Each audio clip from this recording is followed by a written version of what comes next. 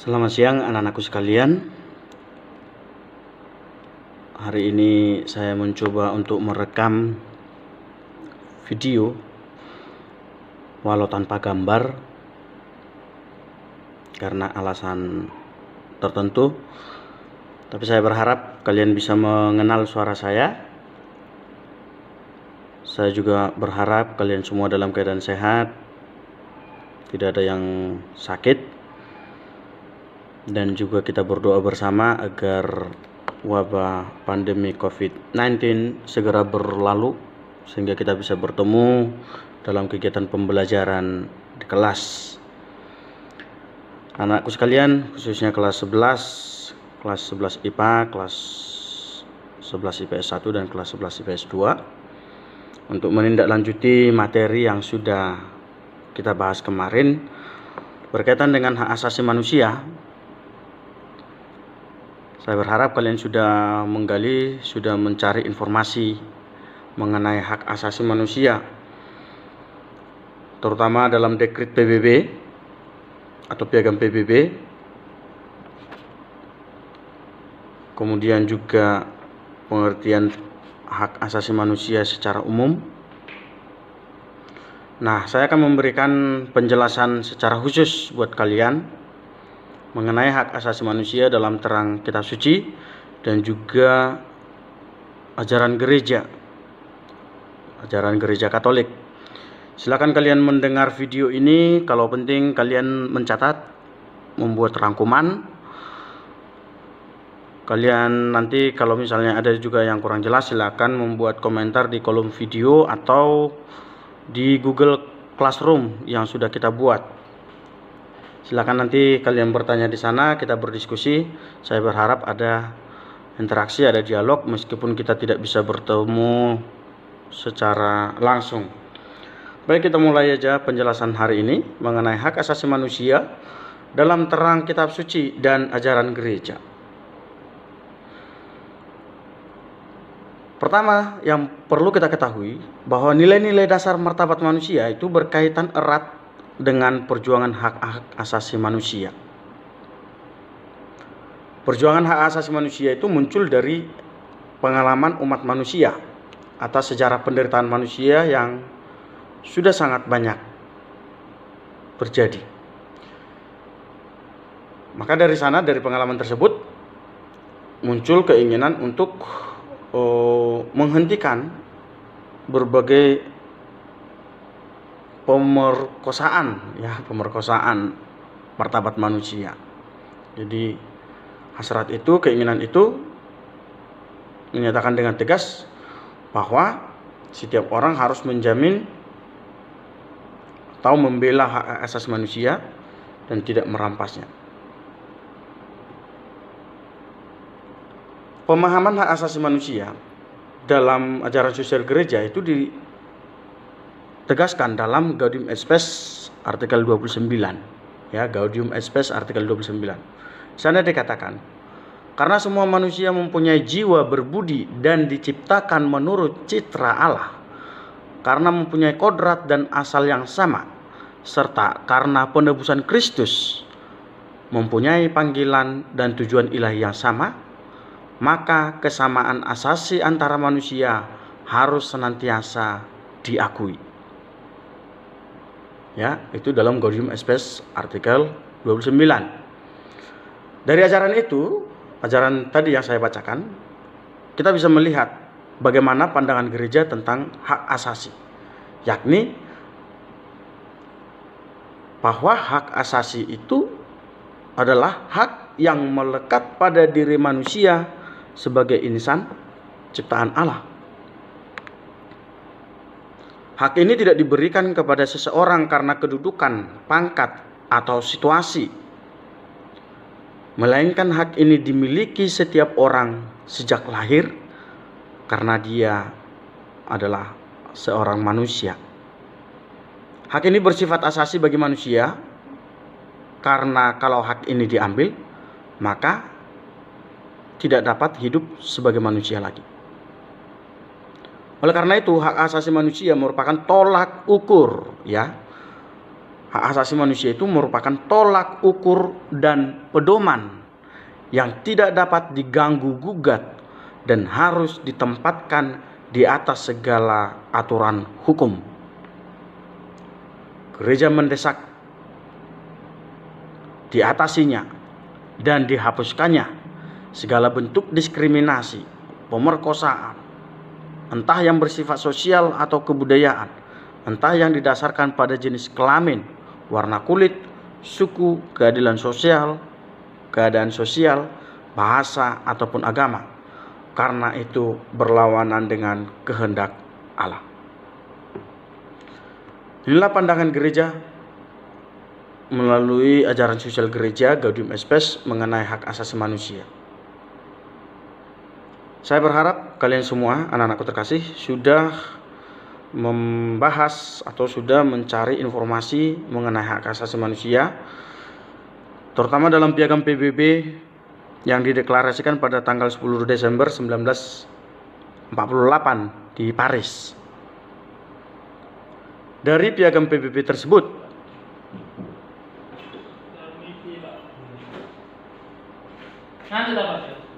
enggak Pak, saya lagi merekam materi pelajaran.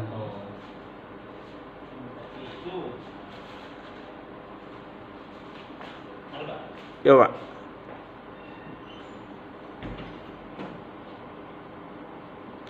Maaf ada gangguan tadi.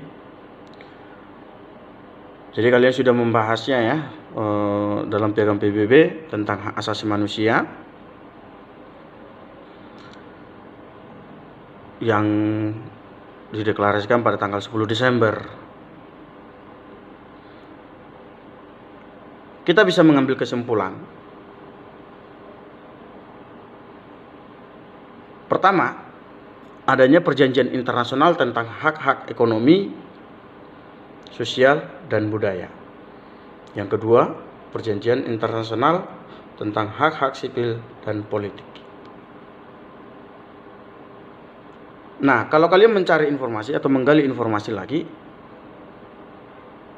hak-hak yang sudah dirumuskan atau dideklarasikan pada tanggal 10 Desember oleh piagam PBB ini dirumuskan lagi secara khusus dalam persetujuan Helsinki. Kalau kalian pernah membaca atau kalian mendengar atau kalian menemukan sumber informasi. Juga piagam Afrika mengenai hak asasi manusia dan bangsa-bangsa tahun 1981. Kemudian dalam deklarasi Kairo mengenai hak-hak asasi manusia dalam Islam tahun 1990. Nah, apa yang bisa kita lihat, apa yang bisa kita amati, apa yang bisa kita katakan? Pertama, bahwa berbicara mengenai hak asasi manusia ini memang belum sesuatu yang sudah selesai, belum tuntas. Maka perlu perkembangan, perlu penyesuaian juga sesuai dengan perkembangan waktu. Tidak ada yang sudah selesai, semuanya masih terus berlanjut. Nah, itulah secara umum kita bisa melihat ya di dalam piagam PBB tadi. Kalian bisa membaca dari sumber info referensi. Kita bisa melihat ada 30 pasal ya, 30 pasal. Nah, sekarang kita langsung berbicara HAM di Indonesia. Bagaimana HAM di Indonesia? Di Indonesia, masalah HAM itu dibahas dalam forum umum menjelang perumusan 3 undang-undang, yaitu 1945, 1949, 1950.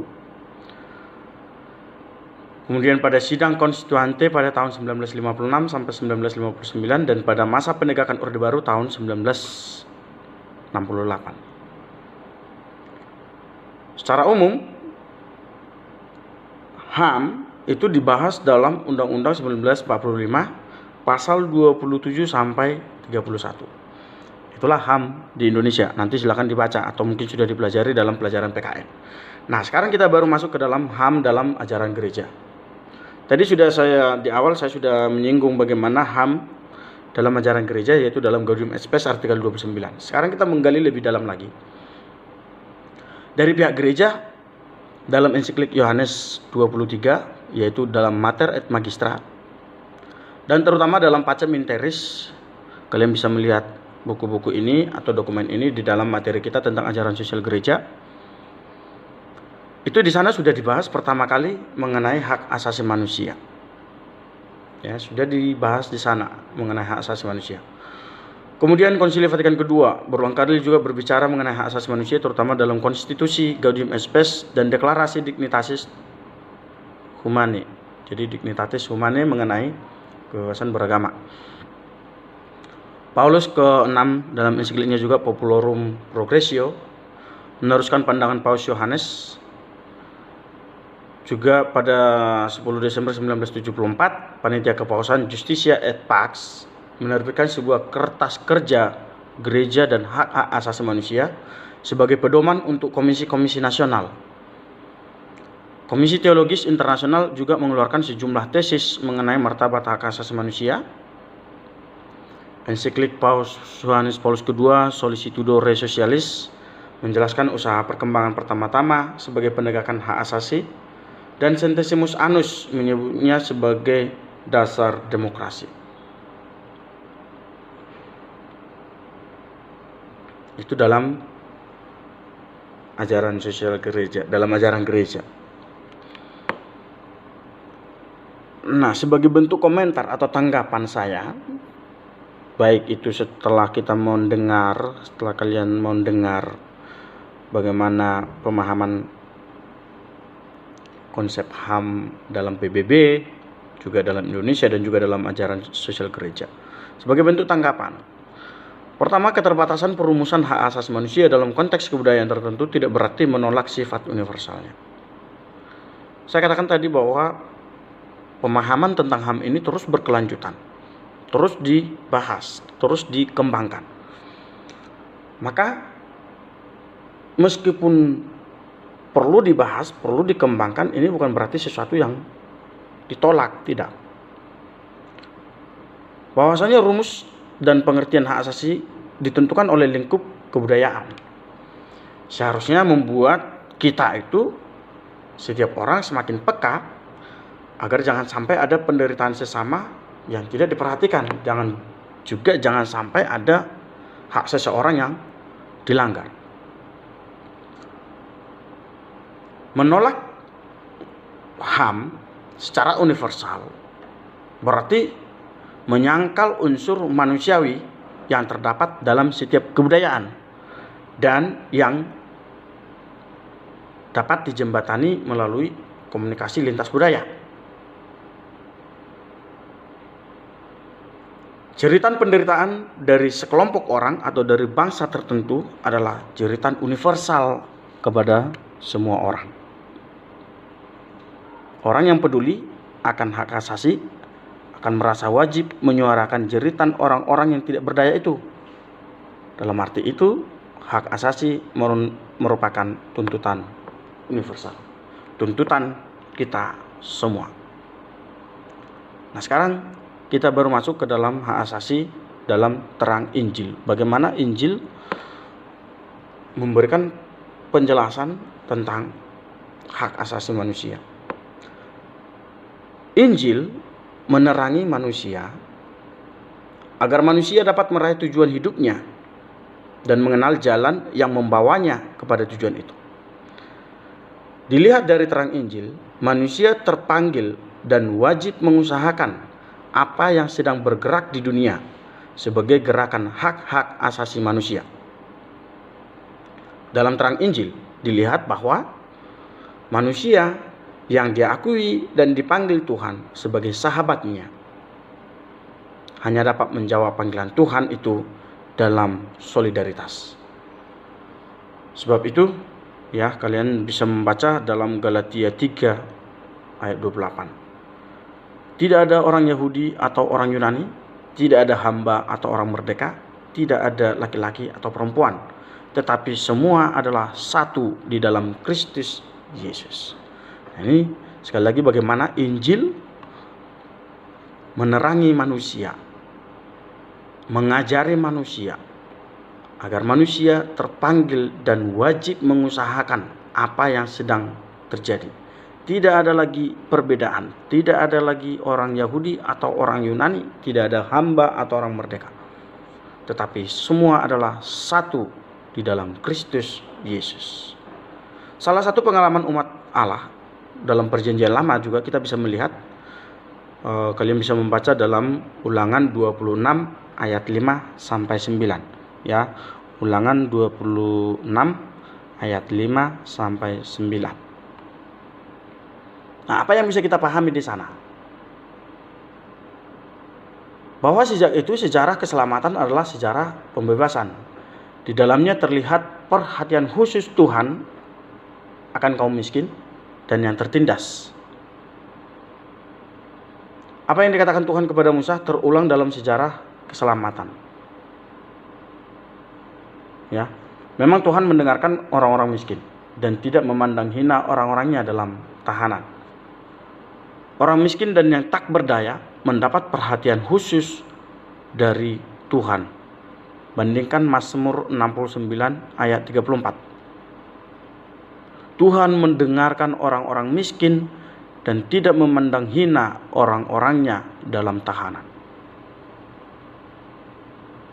Maka perlu diingat, ya, hak-hak asasi pertama-tama itu harus diperjuangkan untuk orang yang lemah, yang tidak berdaya dalam masyarakat. Ini penting diketahui. Hak-hak asasi pertama-tama harus diperjuangkan untuk orang yang lemah, yang tidak berdaya dalam masyarakat. Dasar perjuangan itu ialah tindakan Tuhan sendiri yang melindungi orang yang tidak mempunyai hak dan kekuatan. Maka hendaklah kamu murah hati sama seperti Bapamu adalah murah hati. Itu kalian bisa membaca itu dalam Lukas 6 ayat 36. Jadi dasar memperjuangkan HAM itu apa? Yaitu tindakan Tuhan sendiri yang melindungi orang yang tidak mempunyai hak dan kekuatan. Bahkan dalam Yesaya 10 ayat 1 sampai 2 ada ancaman yang bagi mereka yang tidak memperjuangkan HAM. Ya, Yesaya 10 ayat 1 sampai 2. Celakalah. Nah, ini kata celakalah. Ini kata celaka menjadi kita katakan sebagai ancaman. Celakalah mereka yang menentukan ketetapan-ketetapan yang tidak adil dan mengeluarkan keputusan-keputusan kelaliman untuk menghalang-halangi orang lemah mendapat keadilan dan untuk merebut hak orang-orang sengsara di antara umatku, supaya dapat merampas milik janda-janda dan dapat menjarah anak-anak yatim. Itulah hak asasi manusia dalam terang Injil. Nah, sekarang bagaimana perjuangan manusia, perjuangan kita semua dalam menegakkan hak asasi tersebut? Pertama, adalah tugas kewajiban setiap orang beriman, termasuk kita semua, melibatkan diri dalam pembelaan hak-hak asasi manusia. Dasarnya apa? Dasarnya tidak lain adalah kasih Tuhan. Kasih Tuhan yang senantiasa menjadi dasar pertama dan utama dalam memperjuangkan hak asasi manusia. Bagaimana ini bisa dilakukan? Dikonkretkan. Pertama, gereja atau kita semua harus mawas diri dan mencoba menegakkan hak-hak asasi manusia di kalangan kita sendiri. Kalau tidak ada keadilan di lingkungan kita, baik dalam lingkungan keluarga, lingkungan masyarakat, gereja, maka kita tidak berhak berbicara mengenai keadilan. Maka perlu mawas diri dan introspeksi diri. Kedua, ambil bagian dalam perjuangan bangsa kita di segala bidang pembangunan. Ambil bagian. Tidak ada keadilan tanpa perjuangan.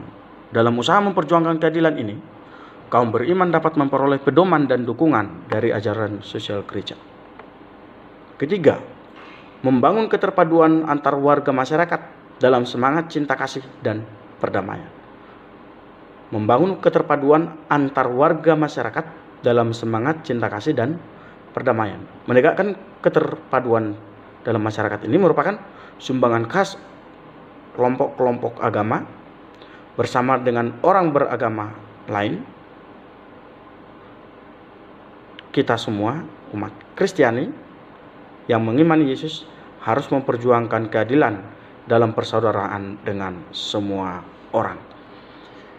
Ini anak-anakku terkasih, materi tentang HAM yang boleh saya bagikan buat kalian, yang boleh saya jelaskan buat kalian. Semoga apa yang saya katakan, apa yang saya jelaskan ini dapat berguna bagi kalian semua,